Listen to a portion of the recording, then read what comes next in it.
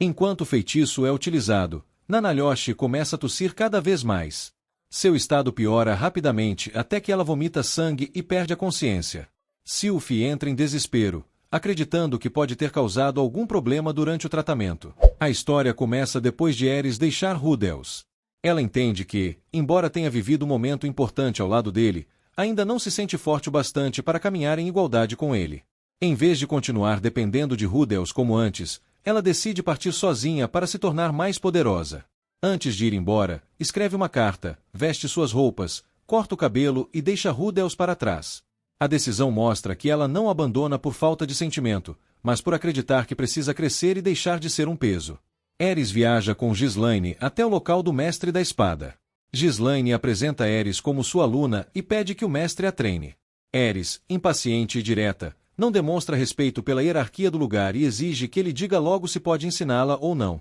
Os discípulos se irritam com a ousadia dela, mas o mestre manda todos se calarem e pergunta quem Aerys deseja derrotar.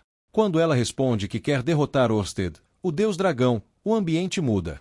O mestre reconhece que, diante de Orsted, até ele é pequeno, pois também gostaria de vencê-lo e nunca conseguiu. Para medir a força de Aerys, o mestre chama Gino. O teste termina quase imediatamente, porque Aerys derrota Gino com apenas um golpe. Em seguida, Nina é chamada para enfrentá-la. Nina quebra a espada de madeira de Aerys, mas Aerys continua avançando e vence a luta com brutalidade. Ao perceber que a espada de Nina tinha aço por dentro, Aerys reclama e desafia os presentes, perguntando se não há alguém realmente decente para enfrentar. Diante disso, o próprio mestre da espada decide lutar contra ela.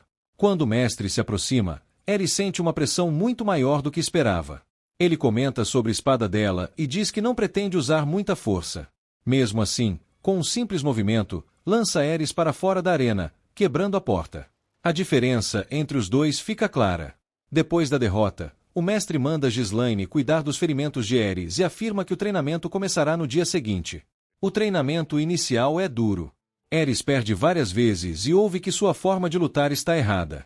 O mestre explica que ela não pode tentar pensar e golpear ao mesmo tempo sem controle, porque isso faz com que nenhuma das duas coisas funcione direito.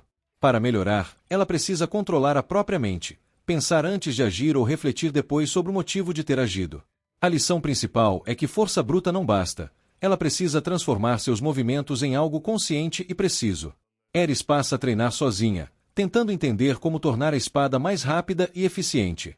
Ela compara as velocidades daqueles que conheceu. Ghislaine é rápida, Ruigerd é ainda mais rápido, o mestre da espada supera os dois, e Orsted está em um nível assustador. Essa comparação reforça o tamanho do objetivo dela. Os dias passam, o clima muda, mas Aerys continua praticando sem parar. Com o tempo, fica claro que sua obsessão por melhorar gira em torno de dois desejos: enfrentar Orsted e se tornar alguém capaz de ficar ao lado de Rudels. Alguns anos depois, Aerys retorna à arena e encontra um homem no portão reclamando que ninguém abre a porta. Ele se apresenta como Albert, o Imperador do Norte. Aerys não se impressiona e apenas manda que ele saia de sua frente. Albert percebe que ela é perigosa e que qualquer descuido poderia levar a um ataque. Os dois sacam suas espadas e lutam rapidamente. Albert quase derrota Aerys, mostrando sua superioridade, mas também se surpreende com a força dela. O duelo é interrompido pelo mestre da espada, que revela que Albert foi chamado para ajudar no desenvolvimento de Aerys. Ghislaine, incomodada com o modo como Aerys está sendo treinada, questiona o mestre. Ela acha que ele não está ensinando Aerys do jeito certo. O mestre da espada responde que algumas coisas não podem ser simplesmente explicadas, precisam ser descobertas pela própria pessoa. Ele também repreende Ghislaine, dizendo que ela perdeu parte de sua antiga ferocidade e que poderia ter chegado mais longe se tivesse corrigido seus próprios hábitos. Em seguida, esclarece seu plano. Aerys não precisa de um treinamento comum, porque seu objetivo também não é comum. Para enfrentar Orsted, ela deve aprender com vários estilos e oponentes poderosos, incluindo imperadores e deuses ligados à espada. Albert então passa a treinar Aerys. Ela perde repetidas vezes, mas cada derrota revela falhas em seus movimentos. Durante o treino, Aerys alcança por um instante um estado de concentração impressionante e consegue derrubar a espada de Albert. O feito surpreende todos, porque seu golpe parece rápido demais para o nível que ela deveria ter naquele momento. Esse avanço mostra que, mesmo ainda distante do topo, Aerys está começando a encontrar um caminho próprio. Enquanto isso, Nina continua incomodada com Aerys. Depois de uma provocação, Ares menciona Rudels, e isso desperta a curiosidade de Nina. Como Ares fala dele com frequência e com tanta confiança, Nina passa a duvidar se Rudels realmente existe. Ela pergunta sobre ele e descobre que não se trata de uma invenção. Rudels é conhecido como um aventureiro poderoso e um mago extraordinário. Nina decide ir até o lugar onde Rudels está para vê-lo com os próprios olhos. Ela imagina que poderá enfrentá-lo, vencê-lo e trazê-lo de volta para provar alguma superioridade diante de Ares. Porém, ao chegar, encontra muitas pessoas interessadas em lutar contra Rudels. Em seguida, vê Badgadi, um rei demônio, enfrentá-lo. Nina espera que Rudels perca, mas acontece o contrário. Rudels derrota Badgadi com um único golpe. Ao presenciar isso, Nina entende por que Ares se esforça tanto. Rudels está em um nível absurdo, e Ares tenta alcançar alguém capaz de vencer até um rei demônio de forma impressionante. Quando Nina retorna, sua visão sobre Ares começa a mudar. Ela percebe que a determinação de Ares não é apenas arrogância. Ares está tentando acompanhar uma pessoa extremamente forte. Ao ver Ares treinando, Nina para, observa e decide se juntar a ela. A relação das duas, que antes era marcada por rivalidade e provocações, começa a se transformar em uma convivência de treino. Depois, chega a Deus da Água, chamada pelo mestre da espada para ajudar no treinamento. O mestre explica que não quer exatamente que ela ensine Ares de forma tradicional, mas que atue como oponente. A Deus da Água percebe em Ares uma intenção semelhante à de um animal selvagem e entende que enfrentá-la pode ser perigoso. Mesmo assim, aceita participar, desde que Ares prove ter talento enfrentando primeiro sua aprendiz. Nos treinos seguintes surge uma dinâmica curiosa. Ares consegue vencer Nina. Nina vence a aprendiz da Deus da Água, mas Ares perde para essa aprendiz. A situação confunde as três, porque parece uma cadeia de vantagens incompatíveis. Cada uma vence uma pessoa e perde para outra. Para entender o problema, elas se reúnem no quarto de Nina e tentam explicar suas técnicas. Nina diz que Ares precisa acalmar a mente, sentir melhor o oponente e atacar no momento certo.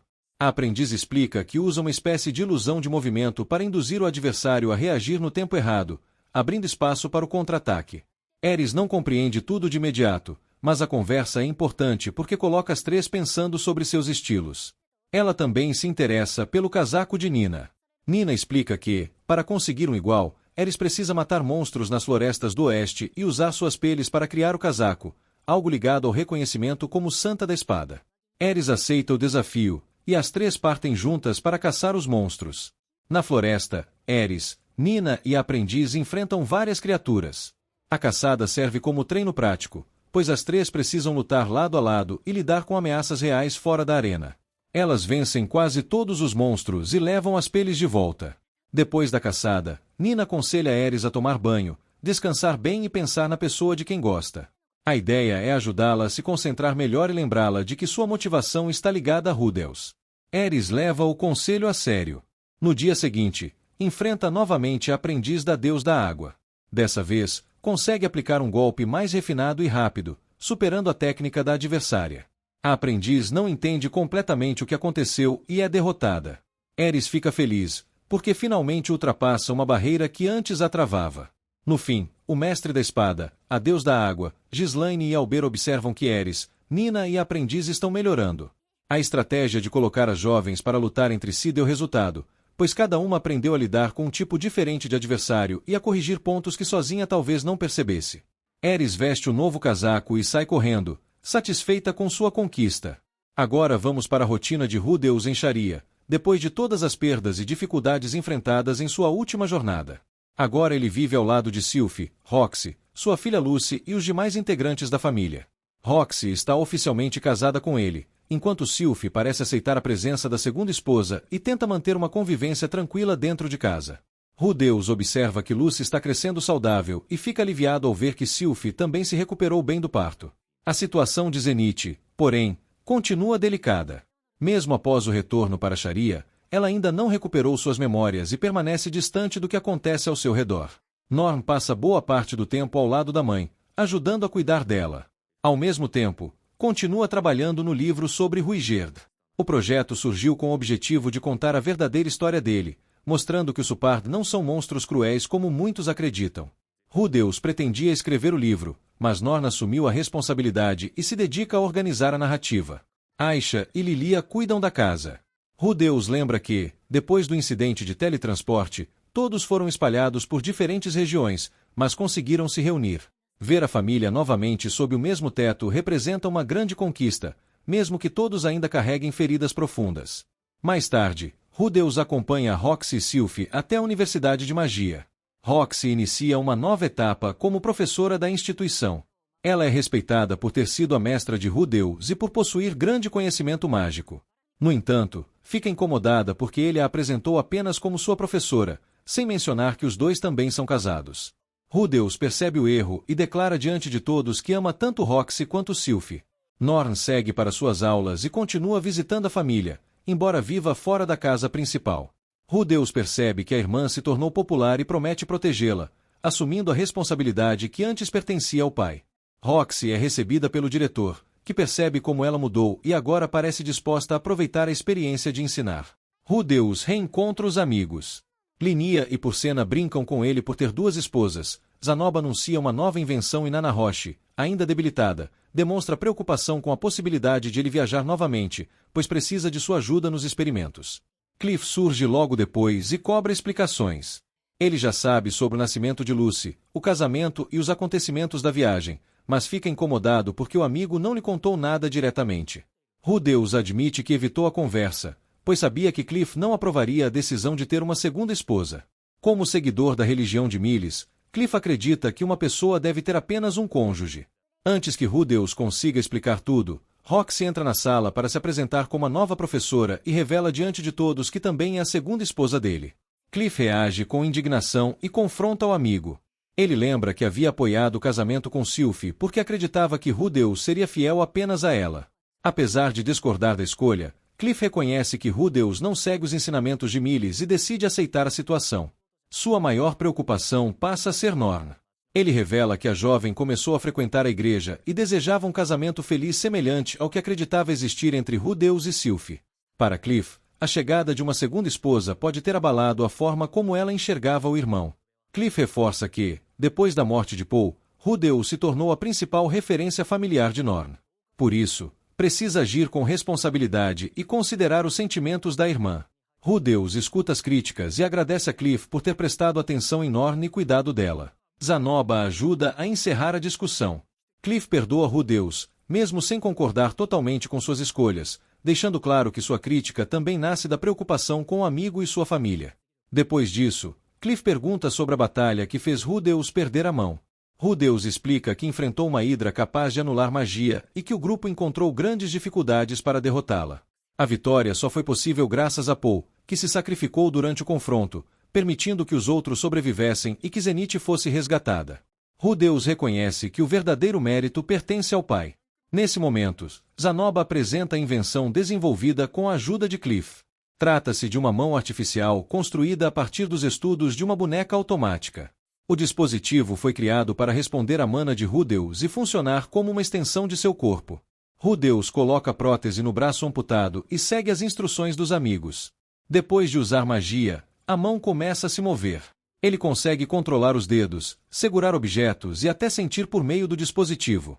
Sua reação mostra o quanto a perda da mão havia afetado sua vida e como a invenção representa uma recuperação que ele não esperava alcançar tão cedo. Cliff explica que a mão se torna mais forte quando é alimentada com mana. Durante um teste, Rudeus percebe que o dispositivo possui força suficiente para quase machucar Cliff durante um aperto de mãos. A prótese não funciona apenas como substituição, mas também como uma ferramenta poderosa. Ainda resta descobrir se ela pode ser usada para lançar feitiços. O grupo segue para o jardim da universidade, onde Zanoba prepara um alvo. Diante de vários estudantes, Rudeus utiliza a mão artificial e consegue disparar magia normalmente. O ataque atinge o alvo com precisão, confirmando que a invenção pode ser usada tanto na rotina quanto em combate. Zanoba fica satisfeito ao perceber que sua pesquisa foi útil. No entanto, explica que aquele modelo ainda é apenas um protótipo e que pretende desenvolver uma versão mais avançada com Cliff. Como a invenção ainda não possui nome, Rudeus decide chamá-la de Mão de Zalif, unindo os nomes dos dois amigos em reconhecimento pelo trabalho realizado. Ao retornar para casa, Rudeus mostra a nova mão para Aisha, Sylphie e Roxy. Todas ficam surpresas e emocionadas. Durante o jantar, a família se reúne, e Rudeus pensa sobre tudo o que viveu desde o incidente de teletransporte. Ele atravessou o continente demoníaco, viajou ao lado de Ares, enfrentou inimigos poderosos e passou por um período de profunda insegurança. Depois, reencontrou Sylph, casou-se com ela, teve uma filha, reencontrou Roxy e participou do resgate de Zenith. Essas conquistas tiveram um preço alto. Paul morreu, Zenith continua sem recuperar as memórias, e Rudeus perdeu uma das mãos. Mesmo com a nova prótese, as consequências da batalha permanecem presentes. Ainda assim, ao olhar para a família reunida e para os amigos que continuam ao seu lado, ele percebe que finalmente alcançou um período de estabilidade. Tise, Elinalise e Taland visitam o túmulo de Paul e ainda demonstram dificuldade para aceitar sua morte. Elinalise se preocupa com a situação de Zenith, mas Taland afirma que ela está protegida ao lado da família. Pouco depois, Rudeus e Roxy chegam ao local e descobrem que Tise e Taland estão prestes a partir para uma nova jornada. Eles explicam que permaneceram ali por tempo suficiente após a morte de Paul e que precisam seguir seus próprios caminhos. Antes de partirem, Tise entrega a Rudeus a parte dos tesouros obtidos no labirinto de teletransporte. A quantia inclui a parcela que pertencia a Paul e um valor adicional destinado a ajudar Rudeus a sustentar sua nova família. Embora considere o total excessivo, Rudeus aceita após a insistência de Tise. Os dois aventureiros pedem que ele proteja seus familiares e deixam a cidade. A despedida de Tise e Taland também encerra o grupo reunido para o resgate de Zenith. Cada membro também volta a seguir seu caminho, enquanto Rudeus assume a responsabilidade deixada por Paul dentro da família. Depois de levar Roxy e Elinalise até a Universidade de Magia, Rudeus retorna para casa. Ao chegar, encontra Aisha e Zenith trabalhando juntas no jardim. Aisha explica que Zenith costuma ajudá-la, mesmo com Lilia tentando impedir que ela faça esforço. Rudeus se lembra de que sua mãe cuidava do jardim antes do incidente de teletransporte e considera a possibilidade de aquela atividade ajudar na recuperação de suas memórias. Ele também permite que Aisha a chame de mãe, mas a garota recusa porque Lilia havia orientado o contrário. Dentro da casa, Rudeus tenta fazer sua filha Lucy rir. A cena faz Lilia recordar Paul tentando divertir Rudeus quando ele ainda era bebê. A tranquilidade é interrompida por um barulho no andar superior. Rudeus investiga o quarto de Aisha e descobre que uma planta cultivada por ela se transformou em um treante, um monstro vegetal. Aisha revela que o regou com água usada no banho, embora não saiba se isso causou a transformação. Preocupado com a segurança da família, Rudeus decide eliminar a criatura, mas Aisha insiste em mantê-la. Ela afirma que o treante ainda não atacou ninguém, obedece às suas ordens e pode ser treinado. Quando Rudeus continua recusando, Aisha ameaça contar a Sylph e Roxy sobre o quarto secreto existente no porão e sobre os objetos que ele guarda ali, incluindo uma antiga roupa íntima de Roxy. Roxy aparece durante a discussão e pergunta por que estavam falando dela. Ao conhecer a situação, explica que treantes bem treinados podem obedecer aos humanos e que criaturas semelhantes são utilizadas em sua aldeia para proteger plantações. Com essa informação, Rudeus reconhece que havia julgado o monstro depressa demais e permite que Aisha fique com ele. O treante recebe o nome de Beat, e Aisha promete guardar o segredo do irmão. Na Universidade de Magia, Rudeus e Cliff passam a estudar uma escama da Hidra obtida entre os tesouros do labirinto. Os experimentos mostram que o material consegue desfazer objetos e efeitos formados por mana. Essa propriedade explica parte da dificuldade enfrentada pelo grupo na batalha contra a Hidra e pode servir como base para novas pesquisas. Rudeus demonstra pressa para compreender a escama e desenvolver formas de enfrentar ameaças semelhantes. Sua principal motivação é evitar que a família volte a ficar em perigo, embora ele não revele essa preocupação diretamente a Cliff. O comportamento mostra que a morte de Paul e os acontecimentos do labirinto continuam influenciando suas decisões. Zanoba e Julie chegam ao laboratório após o início dos testes. Cliff repreende Zanoba por ter faltado ao experimento, e ele explica que perdeu a noção do tempo enquanto trabalhava em sua própria pesquisa. Ao desmontar uma bonecas, Zanoba encontrou um grande cristal de mana em seu núcleo, descoberta que poderá contribuir para os estudos relacionados às figuras mágicas. Julie mostra a Rudeus uma estátua de Ruigert produzida por ela. O trabalho alcançou um nível próximo ao das esculturas feitas por Rudeus, resultado de sua prática constante sob a orientação de Zanoba. Ao observar o avanço de Julie, Rudeus percebe que não precisa resolver todos os seus problemas imediatamente e que pode continuar progredindo aos poucos, ao lado de pessoas capazes de ajudá-lo. Rudeus interrompe os experimentos e convida Cliff, Zanoba e Julie para jantar em sua casa e conhecer Lucy. Durante a reunião, ele avalia que suas diferentes atividades estão avançando. A escama da Hidra continua sendo estudada, as pesquisas de Zanoba progridem e o trabalho para melhorar a reputação do Super também segue adiante. Seu objetivo é limpar o nome da raça de Ruigerd e reduzir o preconceito existente contra ela. No dia seguinte, Rudeus tenta convencer Roxy a ensinar uma magia de água de nível rei. A conversa é ouvida por Sylphie, que inicialmente interpreta a insistência dele de maneira equivocada e acredita que esteja pressionando Roxy em uma questão pessoal. Após o mal-entendido ser esclarecido, Sylphie demonstra interesse em acompanhar o treinamento.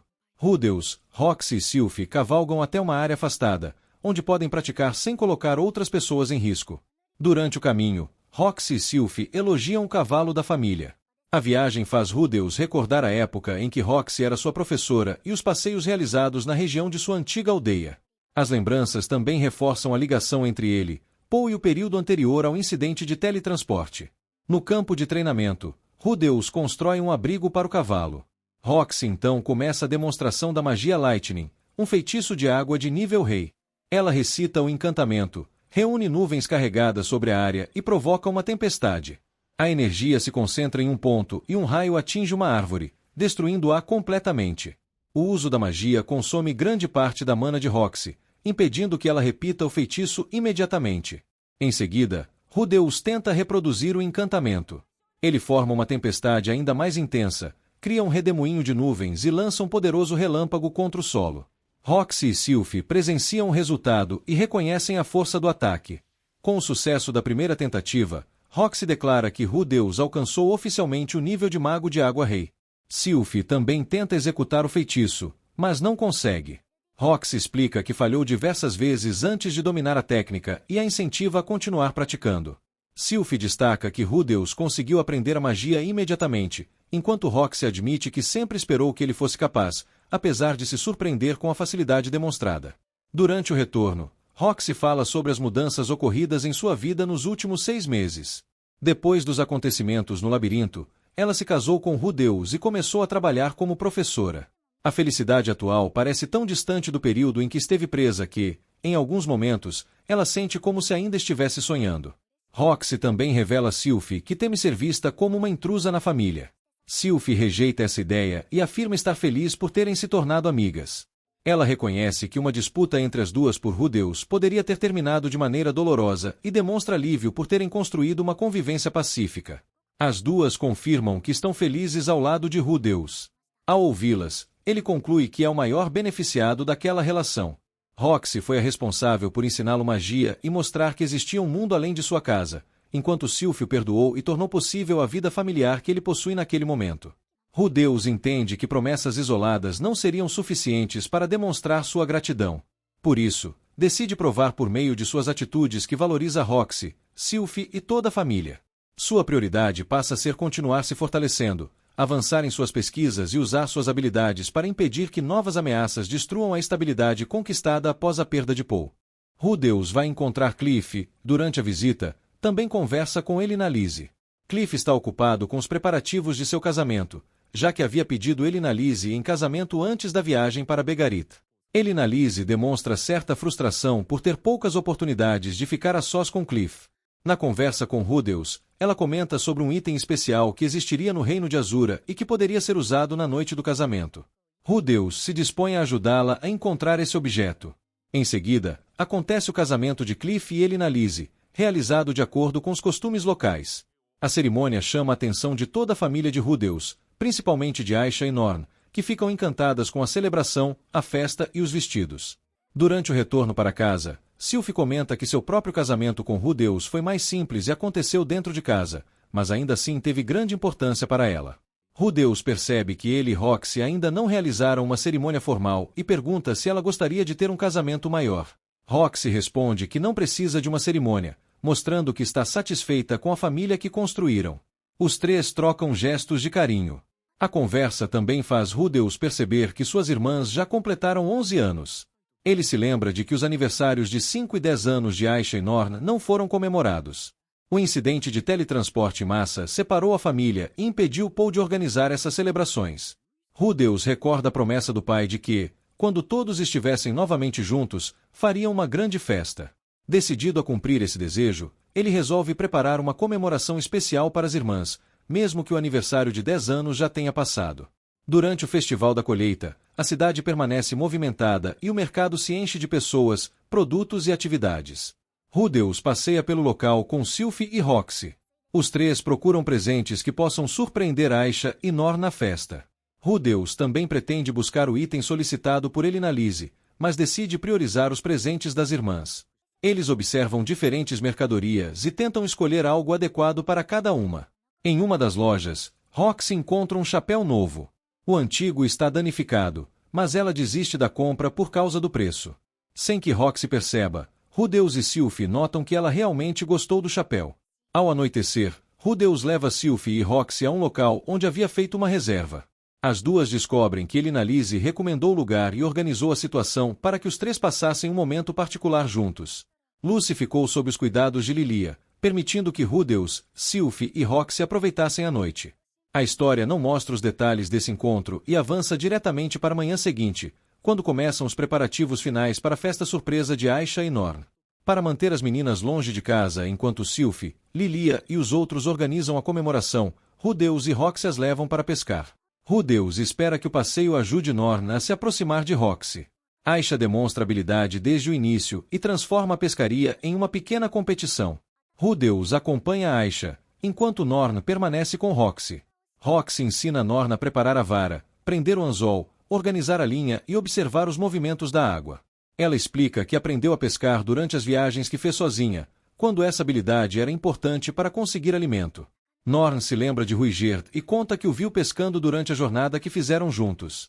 Segundo ela, Ruigerd também conseguia capturar peixes usando sua lança. Pouco depois, um peixe morde o anzol de Norn.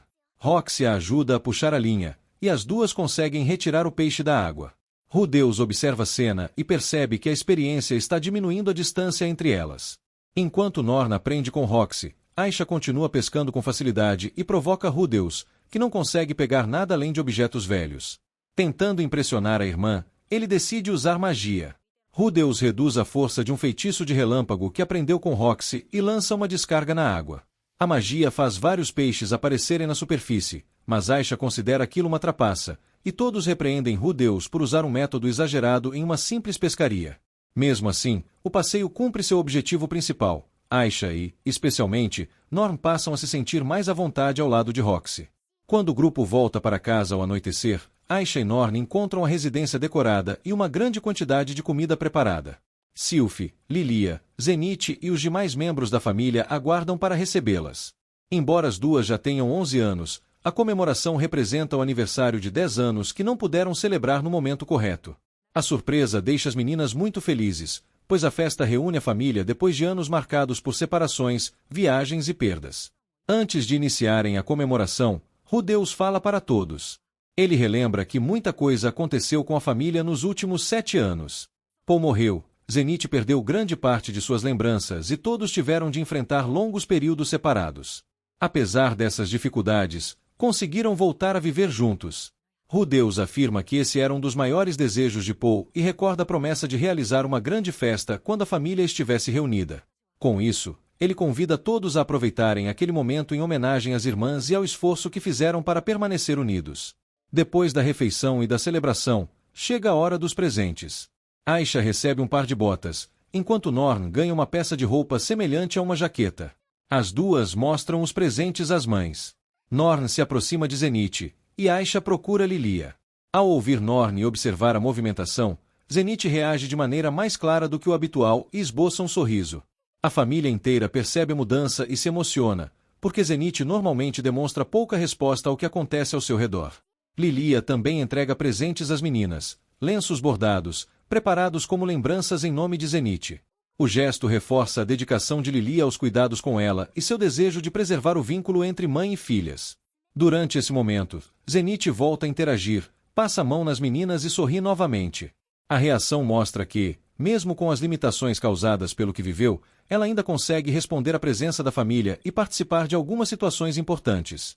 Depois dos presentes de Aisha e Norn, Sylphie e Rudeus entregam uma caixa a Roxy. Dentro está o chapéu que ela havia admirado no mercado. O presente é apresentado como uma lembrança de casamento, já que Roxy e Rudeus não realizaram uma cerimônia formal. Sylphie agradece a Roxy por tudo que fez por Rudeus. Ela reconhece que Roxy teve um papel importante na recuperação e na trajetória dele e que, por consequência, também ajudou a transformar a vida de Sylphie e de toda a família. Sylvie diz que deseja construir com Roxy uma relação de parceria semelhante à que existe entre Zenith e Lilia. Em vez de tratar Roxy como uma rival, ela demonstra que pretende dividir responsabilidades, proteger a família e manter uma convivência baseada em apoio mútuo. Roxy recebe chapéu e se emociona com as palavras, entendendo que foi aceita como parte essencial da casa. A cena consolida a aproximação entre as duas esposas de Rudeus e reforça a organização familiar que eles vêm construindo. Ao observar Aisha, Norn, Roxy, Sylvie, Lilia e Zenith reunidas, Rudeus se lembra de Paul. Ele acredita que o pai ficaria satisfeito ao ver que, apesar de tudo o que aconteceu, a família voltou a compartilhar momentos de tranquilidade. A festa representa o cumprimento da promessa feita antes e também uma tentativa de recuperar celebrações perdidas durante os anos de separação. No encerramento, Rudeus promete que, quando Aisha e Norn completarem 15 anos, organizará uma festa ainda maior, dando continuidade ao desejo de manter todos unidos e criar novas lembranças em família. Cerca de alguns meses depois, vemos Rudeus brincando com sua filha Lucy e demonstra estar envolvido com a rotina de pai. Durante a conversa, Rudeus pergunta por Sarah e descobre que ela continua trabalhando como aventureira. Suzanne demonstra preocupação com os riscos dessa vida. Lilia chega acompanhada de Zenith, que queria ver Lucy. Quando a criança começa a chorar, Suzanne percebe que ela está com fome. Rudeus considera a possibilidade de Zenith ter notado isso antes dos outros e interpreta o ocorrido como um possível sinal de recuperação da mãe. Mais tarde, Roxy chama Rudeus para ajudá-la em uma missão de escolta. Integrantes da família real de Hanoa desejam realizar uma peregrinação por templos e santuários, mas a aventureira encarregada da proteção ficou doente. Roxy e Rudeus são contratados para substituí-la. Ariel também participa da viagem, interessada em conhecer melhor a princesa de Hanoa e fortalecer relações políticas. Ao chegarem ao ponto de encontro, Rudeus e Roxy são recebidos por Grace, uma cavaleira responsável por verificar suas identidades. Grace informa que uma equipe chamada Amazones também fará parte da missão. Quando o grupo chega, Rudeus reconhece Sarah entre as integrantes. O reencontro deixa Rudeus desconfortável porque os dois haviam trabalhado juntos e desenvolvido uma relação que terminou de maneira ruim. Ele nunca compreendeu completamente o que sentia por Sarah e evitava reencontrá-la. Durante a viagem, o grupo enfrenta feras e monstros. As Amazones demonstram experiência em combate, e Sarah se destaca entre elas. Quando surgem ameaças mais perigosas, Roxy mostra sua habilidade com magia. As aventureiras passam a admirar Roxy. Ariel, Sylvie e Luke percebem que Rudeus está evitando Sarah. Sylvie sabe parte da história entre os dois e considera que ele deveria conversar com ela. Ariel cria uma oportunidade ao pedir frutas amarelas encontradas na floresta. Sarah se oferece para buscá-las, e Ariel determina que Rudeus e Sylvie a acompanhem. Sylvie permanece com a princesa, fazendo com que Rudeus siga sozinho ao lado de Sarah. No caminho, Rudeus pergunta sobre a antiga equipe de Sarah. Ele comenta que Suzanne e Timothy se casaram e deixaram a vida de aventureiros, enquanto Patrick retornou ao reino de Azura para se tornar soldado. Sarah explica que continua passando de um grupo para outro e que está com as Amazones desde que alcançou o rank A. Sarah também explica que equipes formadas apenas por mulheres possuem vantagens em trabalhos específicos. As Amazones são frequentemente contratadas para proteger princesas e outras mulheres da nobreza, pois são consideradas adequadas para esse tipo de missão. Quando chegam ao local das frutas, Sarah pergunta sobre a vida atual de Rudeus. Ela já sabe que ele se casou, teve uma filha e vive com 2 esposas. Rudeus pede desculpas, mas Sarah reage com irritação. Durante o retorno, Sarah se afasta e se senta sozinha. Rudeus decide conversar de maneira direta. Ele reconhece que a separação deles não teve um encerramento adequado e que, ao reencontrá-la, não soube como agir. Também admite que foi errado ignorá-la. Sarah pergunta se as esposas de Rudeus não se incomodariam com aquela conversa. Ela conhece Roxy e sabe que foi a responsável por ensinar magia a Rudeus, mas ainda não sabe exatamente quem é Sylvie. Rudeus explica que Roxy também é sua esposa. Em seguida, Sarah revela que também deseja se desculpar. Depois do término, descobriu que Rudeus estava enfrentando uma doença. Na época, acreditava que apenas ela havia sido ferida e colocou toda a culpa nele. Agora reconhece que também o machucou e pede perdão. Rudeus explica que sua condição estava relacionada a vários acontecimentos, inclusive a separação de Ares. Ele tentou seguir em frente por meio da relação com Sarah, mas não conseguiu. Por isso, admite que também não foi justo com ela. Sarah percebe que Rudeus está mais maduro. Rudeus conta que anteriormente evitava se aproximar das pessoas porque tinha medo de causar sofrimento. Depois, explica a importância de Sylphie e Roxy em sua vida. Sylphie o ajudou a superar sua doença e permaneceu ao lado dele. Roxy o salvou quando ele havia perdido algo muito importante e já não encontrava sentido em continuar. Sarah entende que provavelmente não teria conseguido ajudá-lo da mesma maneira, mesmo que soubesse de sua condição. Ela conclui que esse pode ter sido um dos motivos pelos quais a relação dos dois não avançou.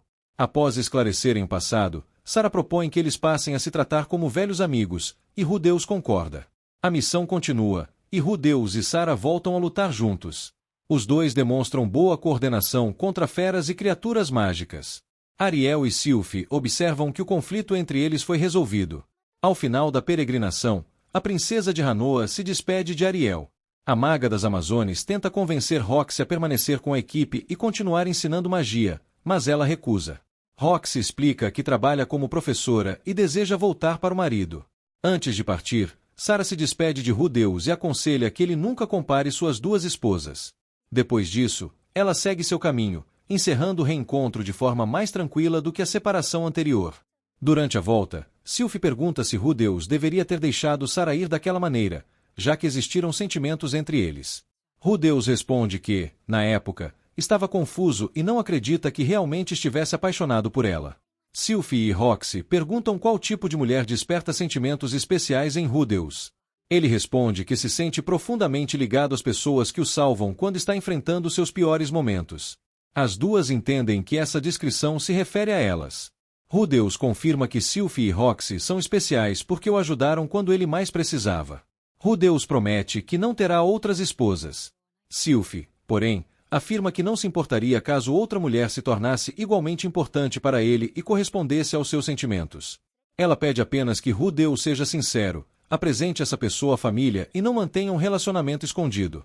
A fala de Sylphie faz Rudeus se lembrar de Eris. Ele ainda acredita que ela o abandonou, embora Ruiger tenha afirmado que tudo pode ter sido um mal-entendido. Por isso, Rudeus admite que talvez não consiga cumprir a promessa de nunca se casar novamente. Sylphie aceita essa possibilidade, desde que ele não esconda nada e tenha certeza de que seus sentimentos são correspondidos. A história então se concentra em Eris, que está treinando ao lado de Nina sob a orientação do Deus da Espada. Ele afirma que as duas ultrapassaram o nível de Santo da Espada e pretende escolher uma nova Rainha da Espada depois de Ghislaine.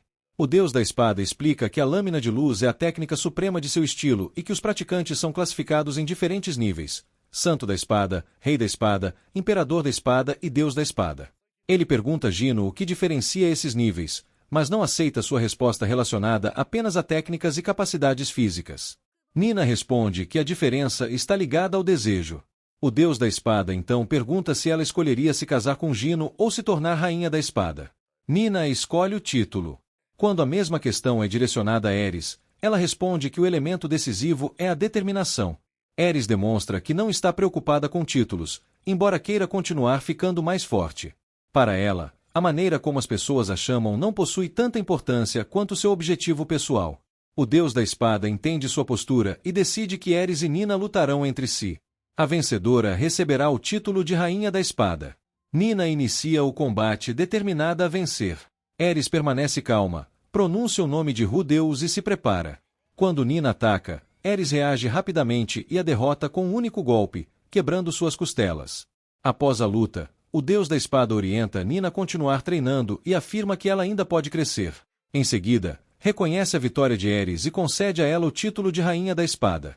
Alguns meses depois começa a cerimônia de formatura da Academia de Magia. Lineana e Purcena são chamadas ao palco como representantes dos alunos formandos.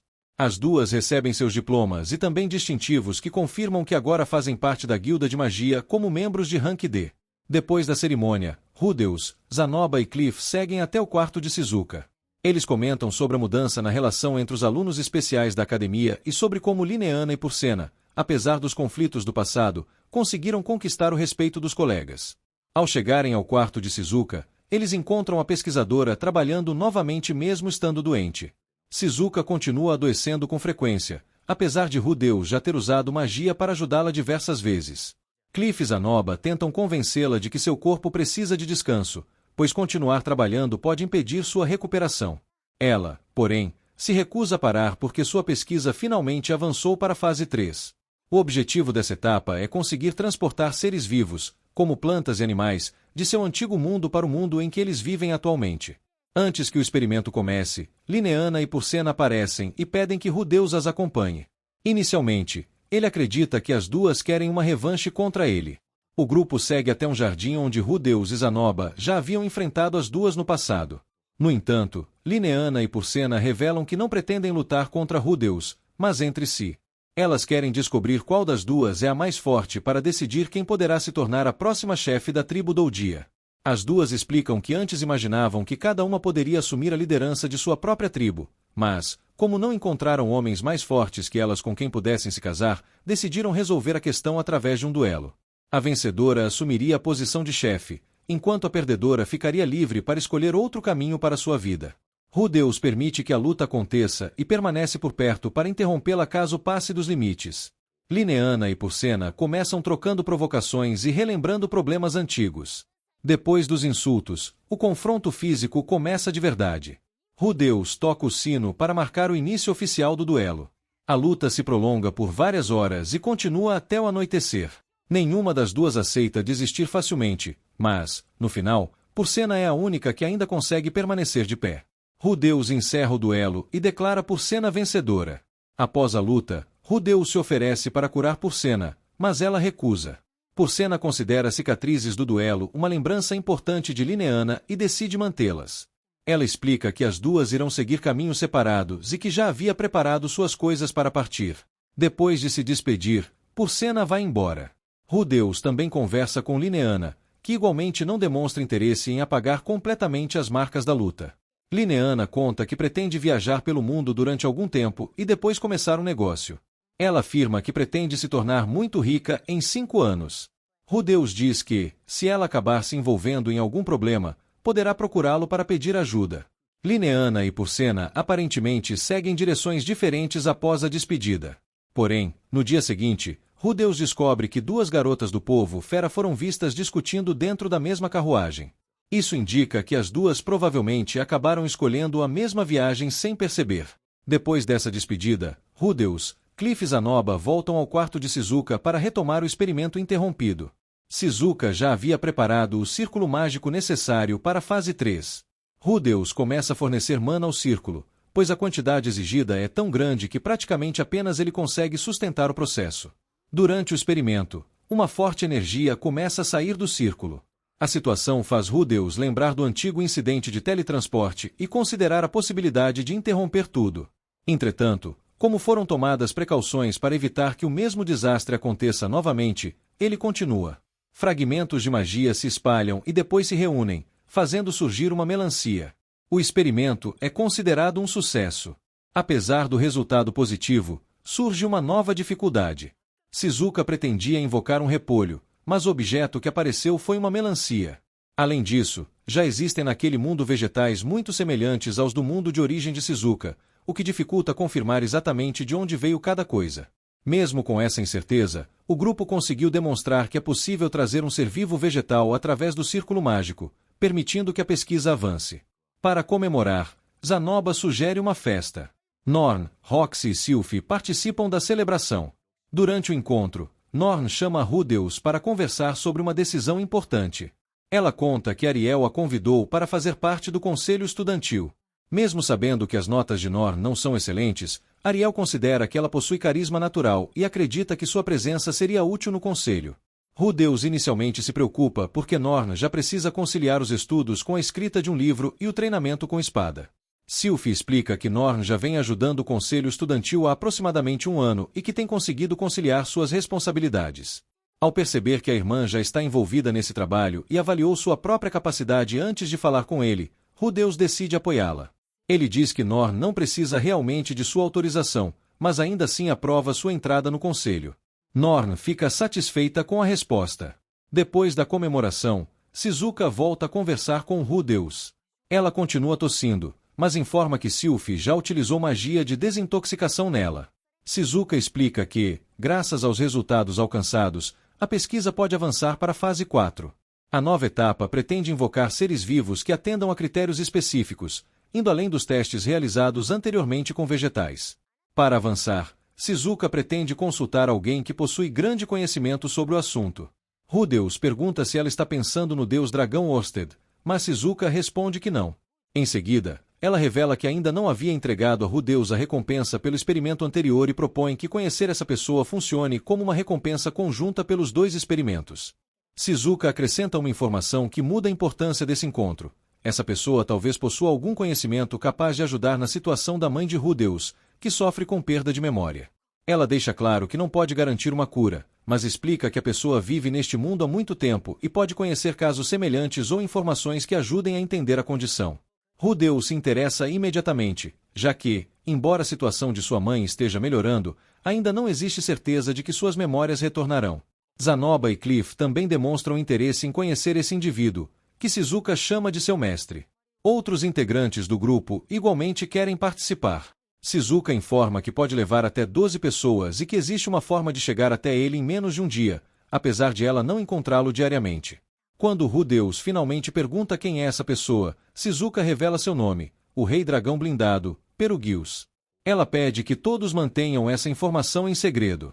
Perugius é apresentado como um dos 3 matadores do deus demônio e como um herói que, cerca de 400 anos antes, participou da guerra contra Laplace e ajudou a conduzir a humanidade à vitória. Com a revelação de que o grupo poderá encontrar Perugius e de que ele talvez tenha informações relacionadas à perda de memória da mãe de Rudeus. O grupo segue viagem por uma região marcada por antigas batalhas entre humanos e demônios. Ao observar as ruínas do local, Rudeus pergunta o que aconteceu ali e descobre que a área foi destruída durante a guerra. Ele relembra que Perugius, o Rei Dragão Blindado, foi um dos heróis da Guerra de Laplace e que, com a ajuda de seus 12 familiares, restaurou a antiga fortaleza voadora Destruidor do Caos. A partir dessa época, o calendário do Dragão Blindado passou a ser utilizado em sua homenagem. Ariel agradece a Nanalyoshi por ter permitido que todos acompanhassem a visita. Pouco depois, o grupo chega a uma pedra usada como ponto de contato. Nanalyoshi realiza um procedimento e Almanfi, o brilhante, aparece. Ele explica que o número de visitantes não é um problema, mas demonstra preocupação com a presença de Roxy, por ela pertencer à raça demoníaca Migur. Roxy aceita ficar para trás. Antes de se despedirem, pede apenas que Rudeus a abrace quando retornar. Almanfi entrega um objeto aos visitantes, e quando ele brilha, todos são teletransportados para a enorme fortaleza flutuante Destruidor do Caos. Eles são recebidos por Silvaril, que passa a guiá-los pelo local. Durante o trajeto, ela pergunta a Rudeus se conhece alguém chamado Itogami, o Deus Homem. Sylphie responde que não, e Rudeus não revela nada. Ao chegarem à Sala do Trono, o grupo encontra Perugius, o Rei Dragão Blindado. Perugius conversa primeiro com Nanalyoshi e pergunta se ela avançou em suas pesquisas sobre magia de invocação. Nanalyoshi diz que conseguiu alguns resultados. Perugius afirma que qualquer avanço é importante e confirma que continuará orientando seus estudos. Nanalyoshi também explica que as pessoas que a acompanham tiveram participação em sua pesquisa e sugere que elas recebam alguma recompensa. Ariel se apresenta como princesa do Reino de Azura. Perugius percebe imediatamente que ela provavelmente deseja seu apoio político para conquistar o trono. Ariel diz que queria apenas conhecer um grande herói, mas Perugius deixa claro que entende seus verdadeiros objetivos. Mesmo assim, permite que ela permaneça no Destruidor do Caos. Em seguida, Perugius conversa com Rudeus. Ao saber quem ele é, comenta que foi difícil teletransportá-lo e que talvez nem conseguisse fazê-lo caso Rudeus resistisse. Ele também percebe a enorme quantidade de mana de Rudeus e diz que ela o faz lembrar de Laplace.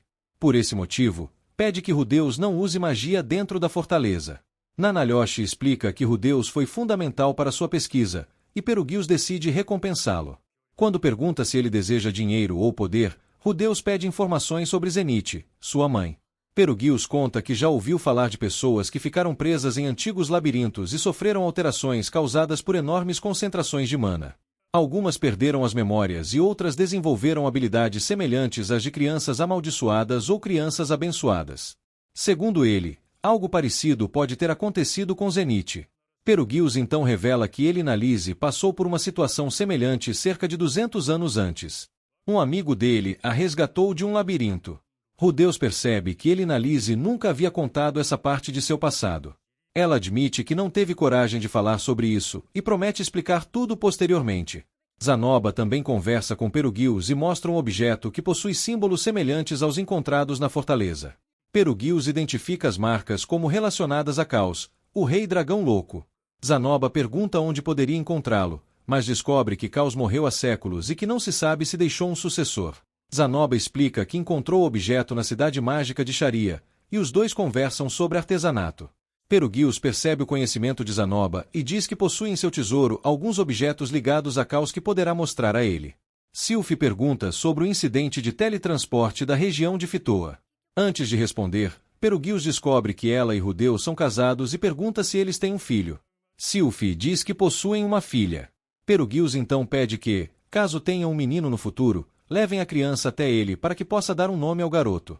Sobre o grande desastre de teletransporte, Perugius afirma que não conhece sua verdadeira causa. Inicialmente suspeitou de Laplace ou de pessoas ligadas a ele, mas concluiu que nem mesmo ele teria poder suficiente para realizar algo daquela escala. Por isso, sua conclusão é de que o desastre provavelmente não foi provocado deliberadamente por alguém. Depois da audiência, Rudeus conversa a sós com Elinalise. Ela revela que, cerca de 200 anos atrás, foi resgatada de um labirinto sem memórias e praticamente sem emoções. Após o resgate, foi acolhida por uma vila, onde passou alguns anos.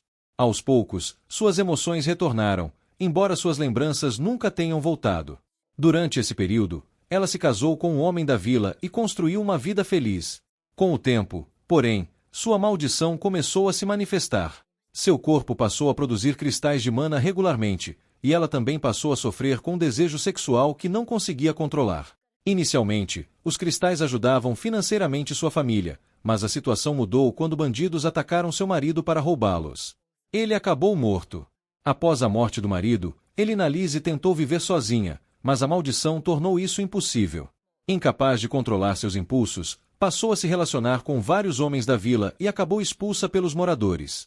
Depois de vagar por alguns anos, tornou-se aventureira e aprendeu a conviver com sua condição. Atualmente, Cliff é essencial para ajudá-la a manter sua estabilidade. Rudeus pergunta se suas memórias algum dia retornaram, e Elinalise responde que não. Ela acredita que a situação de Zenith é diferente da sua e considera possível que a mãe de Rudeus esteja sob outro tipo de maldição ou bênção. No entanto, não possui certeza nem informações suficientes para explicar o estado de Zenith. Assim, Rudeus continua sem descobrir uma forma de curá-la. Durante a estadia no Destruidor do Caos, Rudeus aproveita a oportunidade para estudar magia de invocação. Ele aprende conceitos básicos e pretende continuar se aprofundando. Em uma das pausas, o grupo recebe uma refeição com alimentos semelhantes aos da culinária japonesa. Para Rudeus e Nanalyoshi, aquilo desperta lembranças de suas vidas anteriores no Japão. Nanalyoshi fica especialmente emocionada ao reencontrar sabores familiares. Mais tarde, Rudeus explora o Destruidor do Caos junto de Cliff e Zanoba. Eles encontram uma escadaria que leva a uma área subterrânea.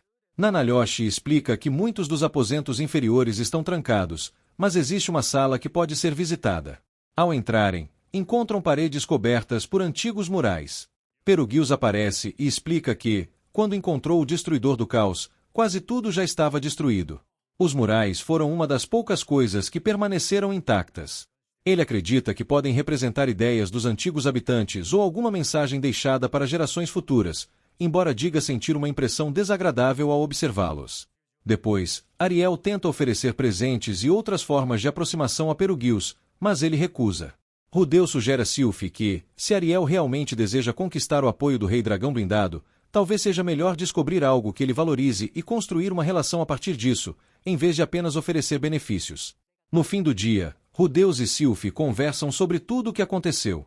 Pouco depois, Nanalyoshi chega ao quarto e pede que Sylph use nela um feitiço de desintoxicação, pois sua saúde continua ruim. Sylph realiza o tratamento e recomenda que Nanalyoshi procure Cliff para aprender ou receber uma magia mais avançada. Enquanto o feitiço é utilizado, Nanalyoshi começa a tossir cada vez mais. Seu estado piora rapidamente até que ela vomita sangue e perde a consciência. Sylph entra em desespero, acreditando que pode ter causado algum problema durante o tratamento. E esse foi o resumo de hoje. Se eu pulei alguma cena importante ou se você notou um detalhe que só um verdadeiro otaku percebe, comenta aqui embaixo. Agora faz o ritual sagrado do YouTube. Deixa o like, se inscreve no canal e ativa o sininho, porque isso dá mais poder pro canal do que protagonismo de personagem principal. Valeu por assistir e até o próximo recap.